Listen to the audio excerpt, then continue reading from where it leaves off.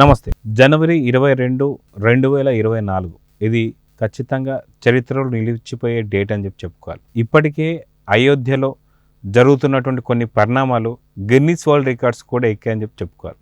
అయితే జనవరి 22 మనకి రామ్ లీలాలో ఏం జరగబోతుంది, ఎలాంటి అంశాలు జరగబోతున్నాయి, దానికి మన తెలుగు ఉభయ రాష్ట్రాల నుంచి కూడా కొంత పాదుకులు కావచ్చు, ఇలాంటివన్నీ కూడా చాలా రకాలన్నీ కూడా రామ్లీలాకి అందబోతున్నాయి.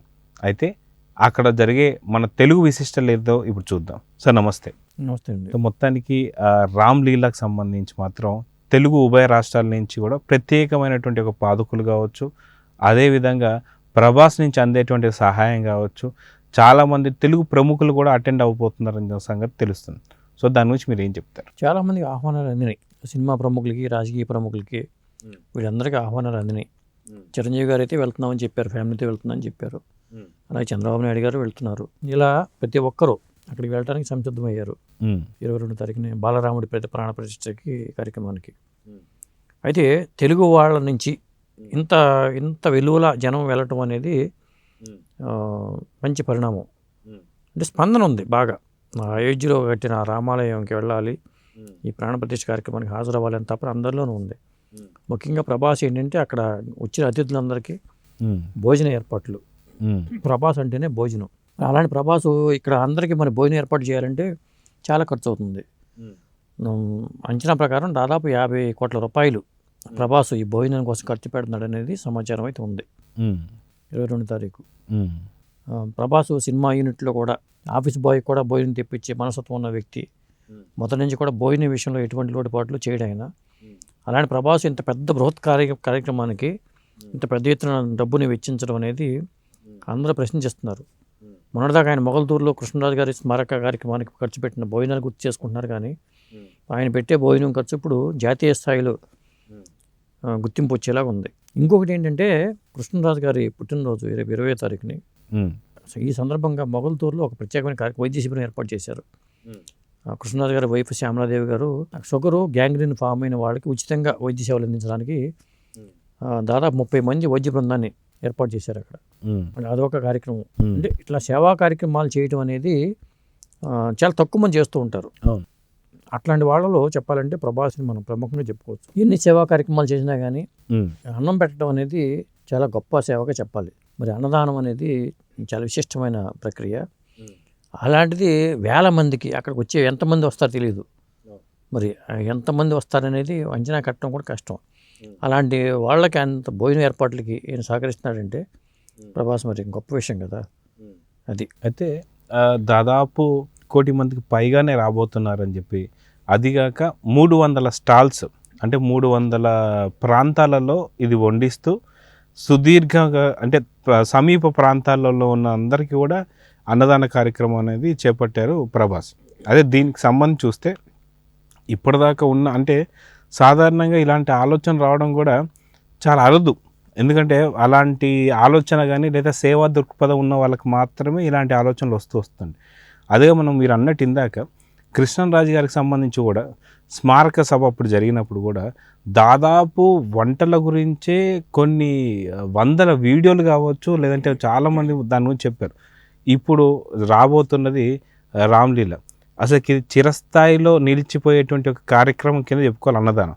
సో ఇది ఎప్పటిదాకా గుర్తుంచుకునే అవకాశం ఉందనుకో. మీ పిల్లలు ఇంటర్మీడియట్ మరియు ఎంసెట్ చదువుతూ సబ్జెక్ట్స్ లో కన్ఫ్యూజ్ అవుతున్నారా? కాన్ఫిడెన్స్ లెవెల్ తక్కువగా ఉందా? రిపీటెడ్ మిస్టేక్స్ చేస్తున్నారా? అయితే మీకోసమే ఉంది Rise app. 1 lakh question bank, performance analysis, online classes by experts, ఇంకా మరెన్నో ఫీచర్స్ తో మీ ముందుకొచ్చింది Rise the perfect guide. Description లో ఉన్న లింక్ ను ఉపయోగించి సబ్స్క్రైబ్ అవ్వండి. అక్కడ మొగల్తూరు జరిగిన కార్యక్రమం ఏంటంటే అది నాన్ వెజ్ కార్యక్రమం పెట్టిన కార్యక్రమం. Non veg. ఇప్పుడు ఇక్కడ ఏంటంటే నాన్ వెజ్లో కూడా ఇన్ని రకాల నాన్ వెజ్ వంటకాలు ఉంటాయి అనే విషయం మనం ఆశ్చర్యపోయాం అప్పుడు. ఇప్పుడు ఏంటంటే ఇది భక్తి కార్యక్రమం కాబట్టి ఇక్కడ ఓన్లీ వెజిటేరియనే పెడతారు. మరి ఓన్లీ వెజిటేరియన్లోనే ఆయన ఎన్ని రకాలు పెడతాడు. భోజనం అంటే అన్నం పెట్టి పప్పు వేసి కూరేసి చారేసి పెరిగేసి ఒక స్వీట్ పెడితే అయ్యే భోజనం వేరు. కానీ ప్రభాస్ పెట్టే భోజనం అలా ఉండదు. నాకు తెలిసినంత వరకు ప్రభాస్ పెట్టే భోజనం అలా ఉండదు. షడ్రసోపేతంగా పెట్టాలనుకుంటాడు ఆయన. అలా పెట్టాలనుకున్నప్పుడు ఆ స్థాయిలోనే వంటలకు ఏర్పాట్లు చేస్తాడు. కాబట్టి అది అది రేపు పొద్దున కార్యక్రమాన్ని చూపిస్తే మాత్రం ఎన్ని పెడతాడు, ఎలా పెడతాడు అనేది చర్చించుకుంటారు ఖచ్చితంగా. చూసిన వాళ్ళైతే ప్రభాస్ భోజనం గురించి దేశ స్థాయిలో చర్చించుకునే అవకాశం అయితే ఉంటుంది. ఎందుకంటే భోజనం తిన్న వాళ్ళు ఎప్పుడు గుర్తుంచుకుంటారు, అది మర్చిపోలేరు ఎప్పుడు. పలానా వాళ్ళ ఇంటే మనం ఎప్పుడో భోజనం చేసినా కానీ అది గుర్తుంటుంది మనకి. చిన్నప్పుడు ఎక్కడో భోజనం చేసినా కానీ మనకు గుర్తుంటుంది.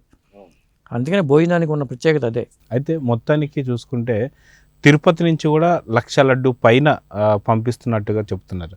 దీంతోపాటు ప్రభాస్ ఇక్కడ, అదిగాక మన తెలుగు ఉభయ రాష్ట్రాల నుంచి కూడా స్వామివారి పాదాలు ఏదైతే ఉన్నాయో అవి కూడా వెళ్తున్నాయి.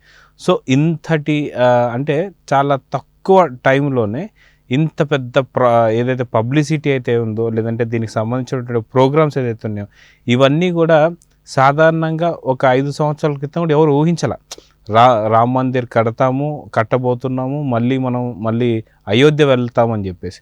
దాని గురించి మీ ఫీలింగ్ ఏంటి? ఇప్పుడు మనం పవిత్రంగా పుణ్యక్షేత్రాలకు వెళ్ళేటప్పుడు ప్రధానంగా మనం చర్చించుకునేది ఏంటంటే కాశీ లేదా తిరుపతి. మన దేశంలో ప్రధానంగా పుణ్యక్షేత్రాల్లో చెప్పుకుంటే ఎక్కువ మంది భక్తులు వెళ్ళే పుణ్యక్షేత్రాలు ఏంటంటే కాశీ. ఆ తర్వాత చెప్పాలంటే తిరుపతి వెళ్తూ ఉంటారు. తర్వాత అయ్యప్ప దర్శనము, తర్వాత షిరిడి, ఇలా కొన్ని పుణ్యక్షేత్రాలు ఉన్నాయి. ఇప్పుడు ఏమవుతుందంటే అయోధ్యలో ఈ మందిరం నిర్మాణం తర్వాత రేపు అయోధ్య కూడా మనకి చేసే యాత్రలో ఒక భాగంగా మారిపోతుంది. అవును, కంపల్సరీగా మారిపోద్ది. ఎందుకంటే ఈ స్థాయిలో ఒక రామ మందిరం కట్టడం అనేది అరుదైన విషయం.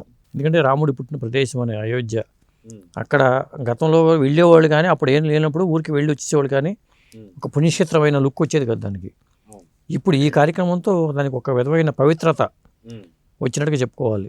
ఇప్పుడు బాలరాముడి ప్రతిష్ఠ ఎప్పుడైతే జరుగుతుందో అప్పటి నుంచే దానికి ఆ పవిత్రత అనేది వచ్చేకూరుతుంది. ఖచ్చితంగా ఒక సంప్రదాయంగా మన తిరుపతి ఎట్లా వెళ్తుంటామో ఇక ప్రతి ఫ్యామిలీ కూడా అయోధ్య వెళ్ళే అవకాశాలు ఎక్కువగా ఉన్నాయి. ఒక యాత్రా ప్రదేశంగా అయోధ్య అనేది వర్ధిల్లుతుంది. అయితే రేపు రాబోతున్నటువంటి ఒక 22వ తారీఖున జస్ట్ ఓన్లీ మన దేవతకు సంబంధించి ఏదైతే ప్రాణ ప్రతిష్ఠే కాకుండా 1,00,000 కోట్లలో బిజినెస్ కూడా జరగబోతుంది అనేది కూడా కొన్ని వార్తలు అయితే వస్తున్నాయి. ఎందుకంటే ఇప్పటిదాకా ఏదైనా చిన్న గుడి కట్టడము అదంతా వేరు, కానీ ఈ స్థాయిలో ప్రమోషన్ అనేది ఫస్ట్ టైం మనం చూసుకోవాలండి. దీన్ని ఎలా చూడొచ్చు అంటారు? ఖచ్చితంగా జరుగుతుంది. ఏ పుణ్యక్షేత్రం అయినా సరే అక్కడ ఆటోమేటిక్గా వస్తువులన్నీ, సౌకర్యాలన్నీ ఏర్పడిపోతాయి. ఇప్పుడు తిరుపతి ఉందంటే చుట్టుపక్కల దాని మీద ఎంత బిజినెస్ జరుగుతుంది మనకు తెలుసు. ఇప్పుడు ఈ రామ మందిరం వచ్చిన తర్వాత నుంచి అక్కడ జరిగే వైభవం అంతా మనం ఇక వర్ణించలేము. ఎందుకంటే ఆ స్థాయిలోనే ఉంటుంది. చాలామంది వ్యాపారంగా చేసుకునేవాడు కానీ, లేకపోతే లాడ్జీల నిర్మాణం కానీ, ఫుడ్ స్టాల్స్ కానీ ఇవన్నీ ఏర్పడిపోతాయి. పర్మనెంట్ శాశ్వతంగా ఉండాలి కాబట్టి. లేదా అక్కడే నిత్యాన్నదానం ప్రక్రియ ఏమైనా ఏర్పాటు చేస్తారా? ఎందుకంటే అయోధ్య వెళ్ళాలనుకున్న వాళ్ళకి భోజనం కోసం ఇబ్బంది పడకుండా అక్కడి నుంచే జరిగే ఏర్పాటు ఉంటే ఇంకా బాగుంటుంది. నేను అనుకోవటం ప్రభుత్వం ఆ ఏర్పాటుని చేస్తుంది. అంత పవిత్రమైన ప్రదేశాన్ని కట్టినప్పుడు శాశ్వతంగా అక్కడ వచ్చే వాళ్ళకి అందరికీ ఉచితంగా భోజనం ఏర్పాటు చేస్తే మాత్రం ఖచ్చితంగా బాగుంటుంది. సో చూద్దాం సార్, మొత్తానికి 22న పూర్తిగా ఆధ్యాత్మికంగా చాలా వరకు రాష్ట్ర ప్రభుత్వాలు కూడా సెలవును ప్రకటిస్తూ వస్తున్నాయి. తెలుగు రాష్ట్రాల సంగతి అయితే ఇంకా తెలియదు కాబట్టి అన్ని రాష్ట్రాలు కూడా ఆధ్యాత్మిక శోభను మాత్రం ఒక అలంకరణలో భాగంగా అయిపోతుందని చెప్పేసి అయితే చూద్దాం. సో ఇదండి, మొత్తానికి 22 జనవరి మాత్రం పూర్తిగా జై శ్రీరామ్ నినాదాలతో మారుమోగుతుంది ఇండియా. చూద్దాం. Thank you.